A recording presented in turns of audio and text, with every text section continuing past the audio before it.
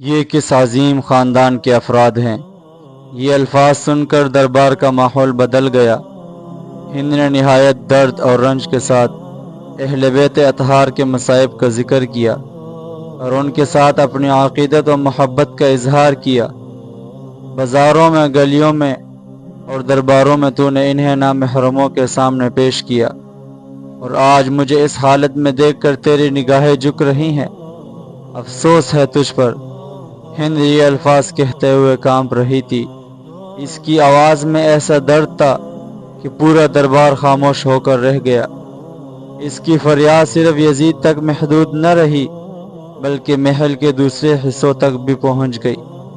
روایتوں میں آتا ہے کہ محل کے دوسرے عورتیں، خادمائیں اور لونڈیاں بھی یہ منظر دیکھ کر آبدیدہ ہو گئیں۔ ہر طرف غم کی کیفیت طاری ہو گئی۔ آہوں، سسکیوں اور گری آوازاری کی آواز بلند ہونے لگی۔ محل کا ماحول یکسر بدل گیا اور ایک عجیب رنج و علم کا فضا قائم ہو گیا۔ ناظرین، ہند اور حضرت زینب رضی اللہ تعالی عنہ کی اس ملاقات کی تفصیلات تاریخی کتابوں میں مختلف انداز سے بیان کی جاتی ہیں، اور بعض روایات میں یہ واقعہ اختصار کے ساتھ مذکور ہے، جبکہ خطبات اور مجالس میں اسے زیادہ تفصیل سے بیان کیا جاتا ہے۔ ان روایات کا بنیادی مقصد اہل بیت اطہار کی مظلومیت اور ان مصائب کو اجاگر کرنا ہے جو ان پر کربلا کے بعد گزری۔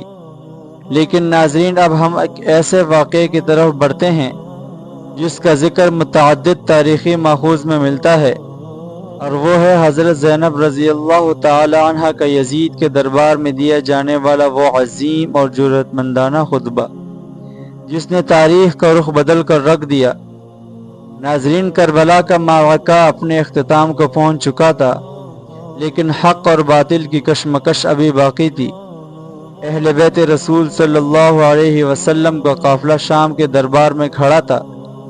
یزید اپنی مسند پر بیٹھا تھا اور دربار اپنے پورے جاہ و جلال کے ساتھ سجا ہوا تھا۔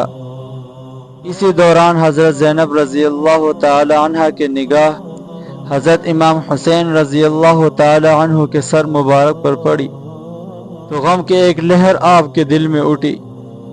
آپ کی آنکھیں اشکبار ہو گئی اور آپ کے لبوں سے درد بھری صدائیں نکلنے لگی۔ راوی بیان کرتے ہیں کہ اس موقع پر دربار میں موجود بہت سے لوگ اس منظر سے متاثر ہوئے اور فضا غمگین ہو گئی، لیکن ظلم کی انتہا ابھی باقی تھی۔ روایات کے مطابق یزید نے ایک چھڑی منگوائی اور اس سے سر مبارک کی طرف اشارہ کرنے لگا۔ دربار میں موجود بعض بزرگ صحابہ اور تابعین اس منظر کو دیکھ کر بے حد رنجیدہ ہوئے۔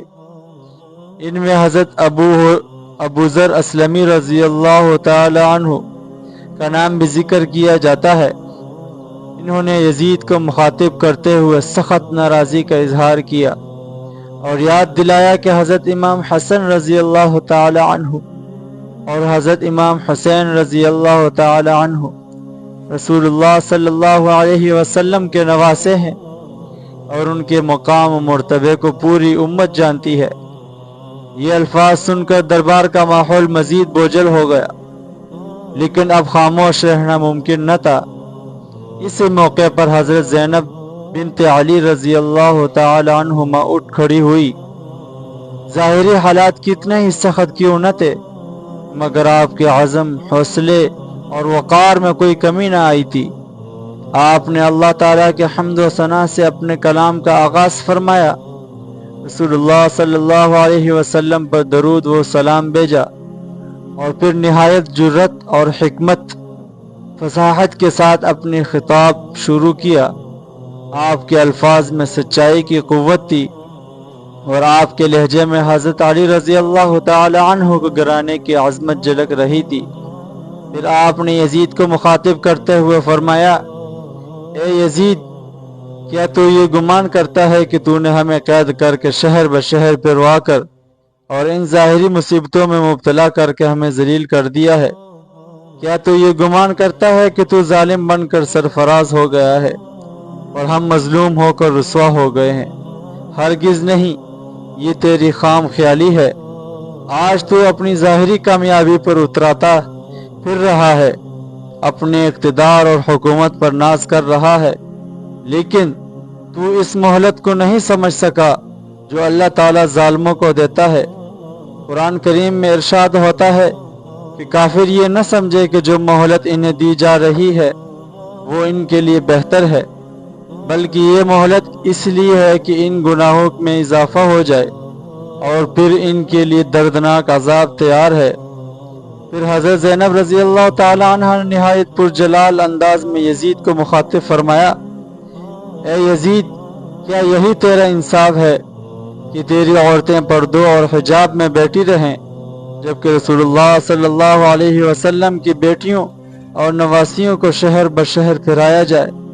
کیا تو اسے اپنی کامیابی سمجھتا ہے؟ یاد رکھ، ظاہری طاقت ہمیشہ باقی نہیں رہتی، فیصلے زمین پر نہیں بلکہ آسمانوں میں ہوتے ہیں۔ جاری ہے۔